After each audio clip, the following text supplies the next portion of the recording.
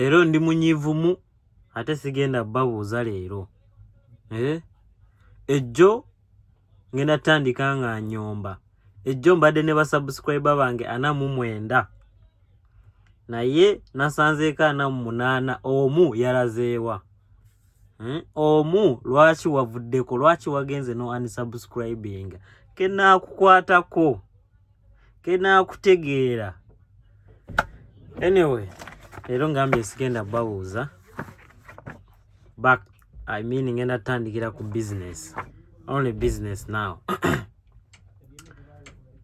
Kasi kisobola, nga sobola tandika nga sibabuuzizza. Anyway, how is everyone? How are you doing? So, yesterday we ended on, we are still on chapter 8. Yeah, Judiciary. Then we stopped at article 143. So 144, tenure of office of judicial officer. Tenure kitegeeza like to holding of the office. Holding oba okubeera mu office ya y'omulamuzi. Okay. A judicial officer may retire at any time after attaining the age of 60 years and shall vacate his or her office. Omulamuzi waweza emyaka nkaaga 60 years alina okuritayalinga shall vacate his or her office. Simanyi oba ne kati bwe kiri. I don't know if this was also amended. Simanyi. In the case of the Chief Justice, the Deputy Chief Justice, a Justice of the Supreme Court, and the Justice of Appeal on attaining the age of 70 years. Ate bano abanene, aba Chief Justice, akulira Supreme Court, then n'akulira Court of Appeal, n'akulira ne High Court. Bo balina okuritayalinga ku myaka 7. In the case of the Principal Judge and the Judge of the High Court on attaining the age of 65 years. Ate bano ba Principal Judge abakulira High Court, ba Principal Judge n'abo abakulira High Court bo balina okuritayalinga ku myaka 65. Okay. In each case, subject to Article 128(7) this Constitution, on attaining such other age as may be prescribed by Parliament by law. In each case, subject Article 1 in this Constitution, on attaining such an age by law, but a judicial officer may continue in office after attaining the age at which he or she is required by the law to vacate office for a period not exceeding 3 months, necessary to enable him or her to complete any work pending before him or her. Waba alina okusussaamu talina osussa kumala emyezi 3. Emyezi 3 eyo aba alina okumaliriza emisango gy'abadde alina n'okukola handover bulungi. Okay, 2. A judicial officer may be removed from office only for inability to perform the functions of his or her office arising from infirmity of body or mind, behavior or misconduct. Basobola omujjamu ng'omubiri gwe takyesobola, oba obwongo bwe nga takyasobola okulowooza, oba nga takyasobola okutambula, like infirmity from the body, omubiri nga tegukyasobola omukkiriza, oba misbehavior or misconduct nga atandise okulaga empisa embi n'okweyisa obubi, or incompetence. But only in accordance with the provision of this article, the President shall remove a judge officer if the question of his or her removal has been referred to a tribunal appointed under Clause 4 of this article, and the tribunal has recommended to the President that he or she ought to be removed from office on any ground described in Clause 2 of this article. Tribunal bwefuluma ng'eraga ono tasobola, simanyi omubiri gwe munafu, simanyi obwongo bwe tebukola, tebukyakenga bulungi, then tribunal balina ogisindikira omukulembeze n'agyekanya, then n'alaba bagenda omukola ki, omudismissinga. The question where the removal of the judicial officer shall be investigated shall be referred to the President by either the Judicial Service, Commission or Cabinet, with advice that the President should appoint a tribunal, and the President shall then appoint a tribunal consisting of In the case consisting of, just one second, case of the Chief Justice, the Deputy Chief Justice, or the Principal Judge, 5 persons who are or have been justices of the Supreme Court are or have been judges of a court having similar jurisdiction, or who are advocates for at least 20 years standing. Kati wano batugambye ekiteeso ky'okuggyako judge in the case of Chief Justice oba Deputy Chief Justice oba Principal Judge, akulira High Court, akulira Supreme Court, akulira ne Court of Appeal. Webalita ekiteeso ky'okubaggyako, ekyo ekiteeso kijja kuleetebwa akakiiko ka Judicial Service Commission oba Cabinet. Bwe baleeta ekiteeso ekyo ne bakiteekewa President ajja kuformingawo tribunal kalinga an organization formed to make a research on something.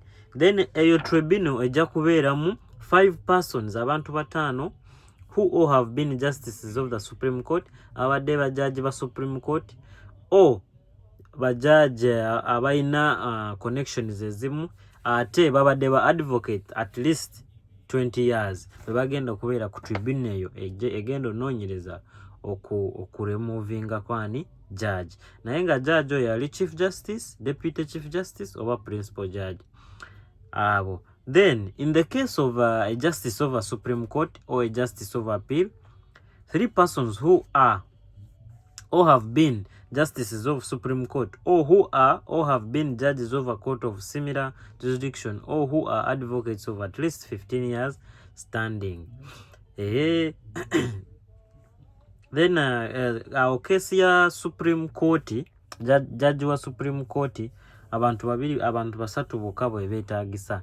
Abaali babaddeko wa Supreme Justice Court, ababaddeko ba Justice of the Supreme Court, oba ba Justice of Appeal, oba nga bakozeeko mu court emu with the same jurisdiction, bwe balina okubeerawo ku tribunal eyo egenda okugendewa President okuggyako judge oyo abeerako. In the case of a judge of a High Court, 3 persons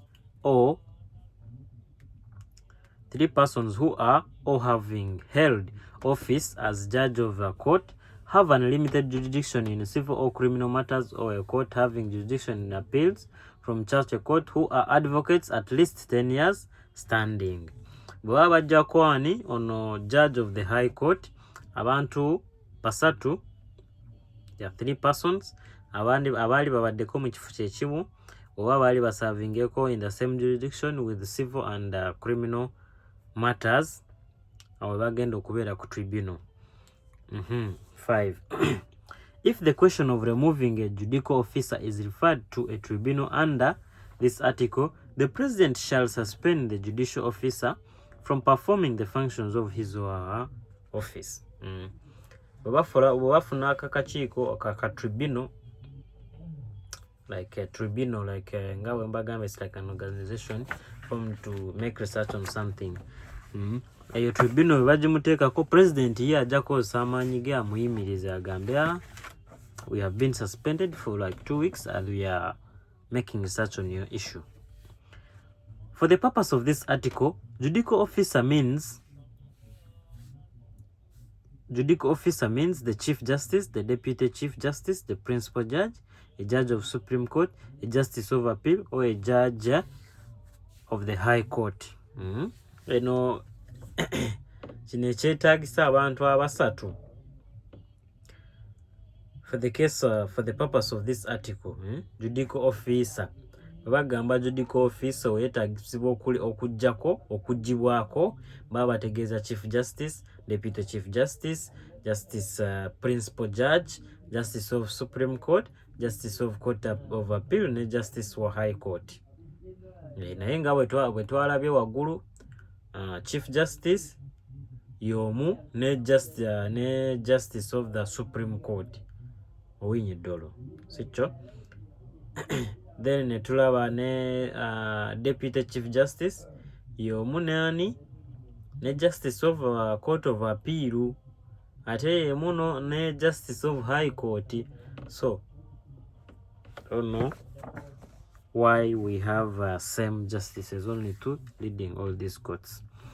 Okay, awo tulabyewo engeri omuntu bwe baba baagala okugyako judge in case of his body inability oba mental inability, or if they want him to move, what steps they have to make. Okay, let's go now. Article 145, registrars. There shall be in the judiciary the office of the chief registrar and such number of registrars as Parliament may by law prescribe. Agenda beerawo office ya chief registrar. Chief registrar like ye office agenda okutereka registers or important documents of the judiciary. So kati wagenda beerawo chief registrar, agenda beerawo ne office ye as Parliament may prescribe. The chief registrar and a registrar shall be appointed by the President on the advice of the Judicial Service Commission. Akatongole ka Judicial Service Commission ne President bagenda okuappointinga the registrar, agenda okutereka registers and documents neba registers abamu bona President yagenda banoonya n'akatongole ka Judicial Service Commission. Okay, togera nnyo ku Judicial Service Commission. Let's look at the Judicial Service Commission. Article 146, Judicial Service Commission. There shall be a Judicial Service Commission. The Judicial Service Commission shall, subject to Clause 3 of this article, consist of the following person who shall be appointed by the President with the approval of Parliament. A chairperson and a deputy chairperson who shall be persons qualified to be appointed as Justice of the Supreme Court, other than the Chief Justice, the Deputy Chief Justice, and the Principal Judge. One person nominated by the Public Service Commission. Ngabo bagambe Judicial Service Commission ejja kubeeramu chairperson waayo, deputy chairperson, naye abo abantu balina okubeera ku level emu esobola okubeera nga Chief Justice, esobola level emu neya Deputy Chief Justice oba level emu neya Principal Judge. One person nominated by the Public Service Commission, 2 advocates of not less than 15 years standing nominated by the Uganda Law Society. Advocate babiri ababukozeemu kumala emyaka 15 standing ate banominatingidwa by ULS, Uganda Law Society.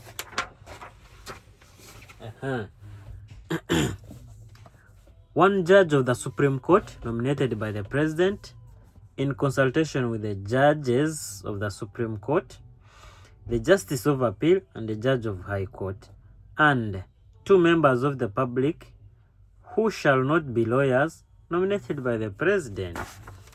Akatongole akano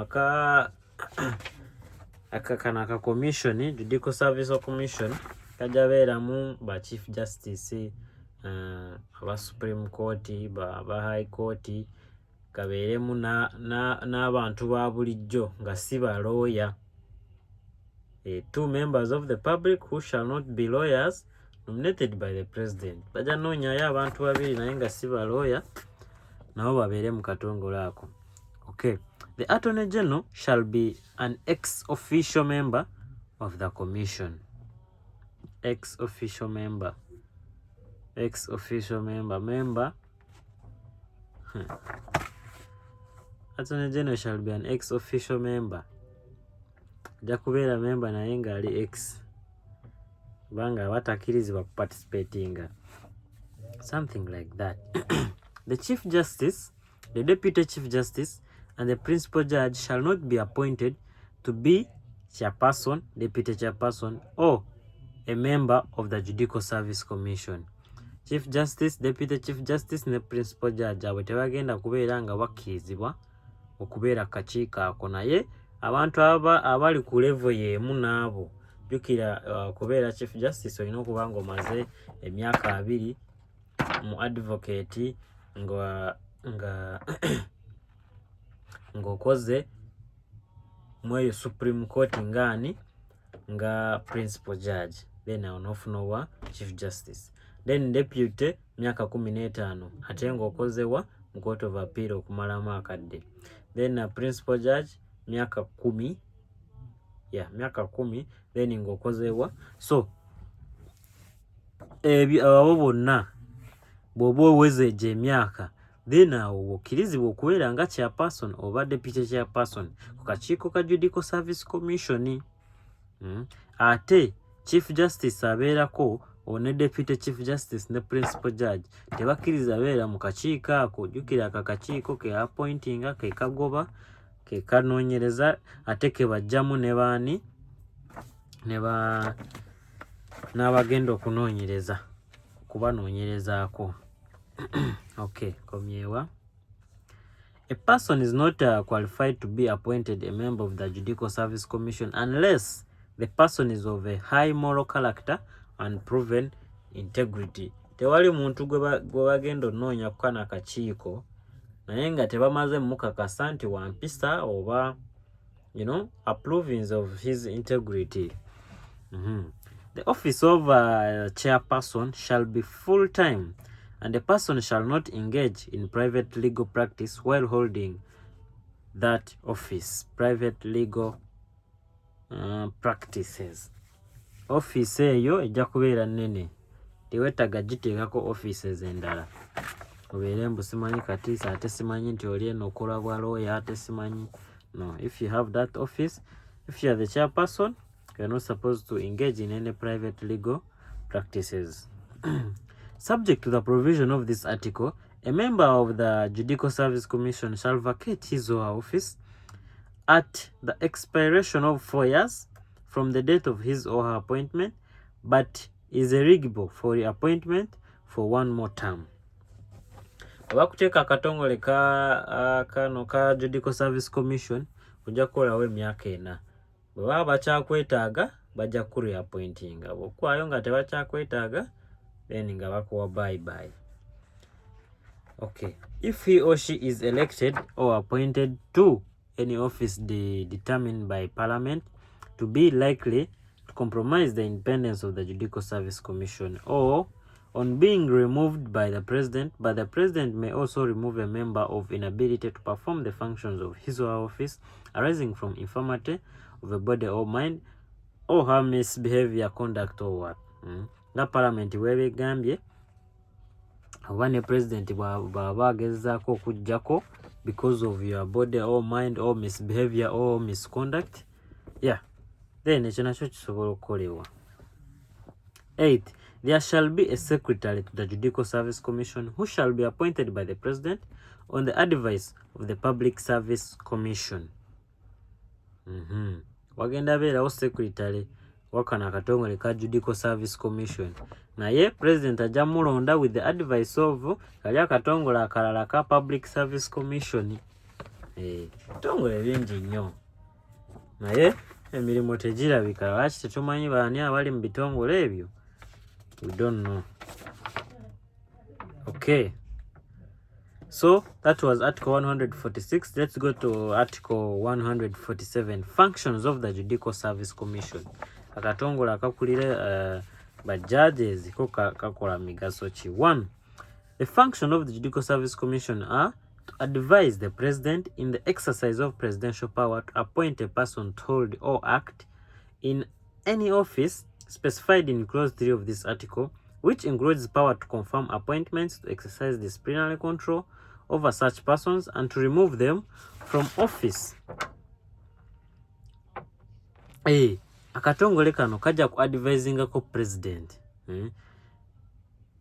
on appointment, okunoonyaayo judge alina experience, okugoba judge, okunoonyereza ku mpisa za judges bwe baba bagenda okukola ki oba exercising disciplinary exercises, control to remove them from office and do byonna bye tulabye waggulu. Ba judges baba balina okuvaako abayetayanze appointing blah blah and so on and so forth. Okay. Subject to the provision of this constitution, to review and make recommendations on the terms and conditions of services of judge and other judicial officers.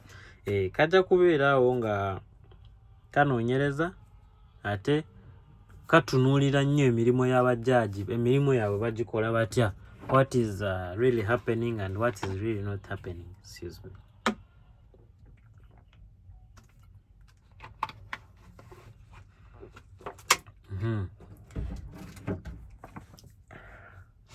To receive and process people's recommendations and complaints concerning the judicial and administration of justice, and generally to act and link between people and the judiciary. Kagenda kunoonyereza ku complaints z'abantu aba complaininga ku ba judges, ate kakole ki kalinkinge abantu ne ba judge, kaleete abantu ne ba judge together, they link. Ba link mu Luganda bakyogera batya simanyi. Okay. To advise the government on improving the administration of justice and any other functions prescribed by this constitution or by parliament. Kagenda kuwabula kana katongole ka Judicial Service Commission kagenda kuwabula government muku improving mukulongosaamu oba mukwongeramu mu administration y'aba judge. Bw'oba kino kibulamu oba this one and this one, katongole ka Judicial Service Commission kagenda okuwabula government mu bintu bibulamu by this constitution as prescribed, remember, as prescribed by parliament. Buli kimu as prescribed by parliament. In the performance of its functions, the Judicial Service Commission shall be independent and shall not be subject to the direction or control of any other person or authority. Mukukola okunoonyereza kwa kakiiko kano kagenda beera independent, tekagenda kuloopera muntu yenna busimanyi we report to this authority or to this individual or to this person. No, the Judicial Service Commission shall be independent on its own. The officer referred to in clause 1, the offices referred to in clause 1 and 2 of this article are the office of the Chief Justice, the Deputy Chief Justice, the Principal Judge, a Judge of the Supreme Court, a Justice of Appeal, and a Judge of a High Court, and the office of the Chief Registrar and a Registrar. Zino offices akakiiko ze kagenda onoonyerezaako oba ze kagenda obeera nga kalina mu ngalo etaano.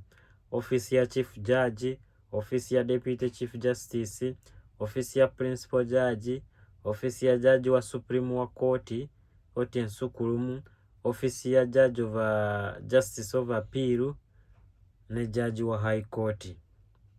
Then office yono akulira okustoring oba registers and storing of documents on laws, and a registrar, Chief Registrar and a Registrar.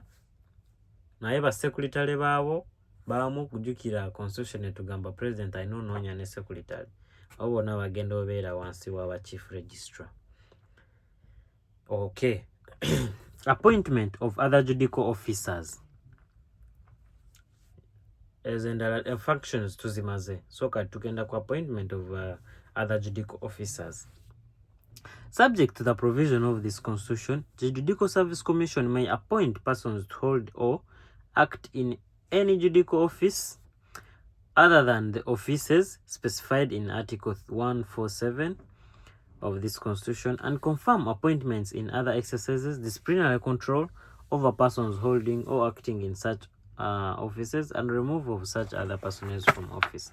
Era kana katongole ke kamu ke kagenda okunoonya ba judges abalala, okubawa ebibonerezo oba okubajjamu oba doing anything and according to its powers, since it is independent in its own form. Okay. Article 149, Judicial Oath. Oba ku appointing a judge oba Chief Justice oba ki ogenda layira otya. Every judicial officer shall, before assuming the duties of his or her office, take and subscribe the oath of allegiance and the judicial oath specified in the fourth schedule of this constitution. Webeera nange tujja tutuukayo mu fourth schedule nga batulaga everyone how they are supposed to take oath. I blah blah Solomon Yesweya byonna. Power, Article 150, power to make laws relating to the judiciary. Power to make laws, amaanyi agakola amateeka.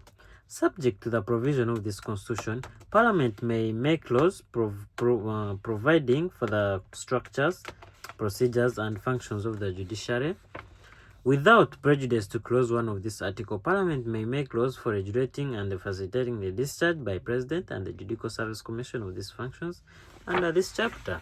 Yeah, Parliament egenda okukola ki okuwa amateeka ga judiciary naye ekitongole kya Judicial Service Commission ne President balina okuddamu bakole ki babitunulemu.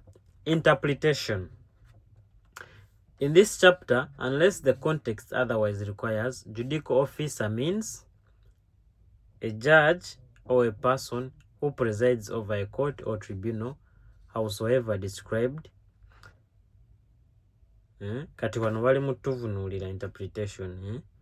Judicial officer kitegeeza ki? Omulamuzi oba omuntu abeerawo mu kooti oba tribunal, yoyo abeera ki? Judicial officer.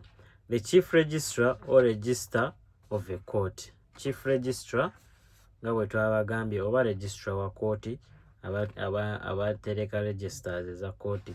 Such other persons holding any office connected with the court as may be prescribed by the law. Oyo abeera buli omu alina office ekwatagana ku bya kooti, oyo ajja kubeera judicial officer. Okay, then I think here tuba tumazeeyo baani chapter 8 tuba tugimaze.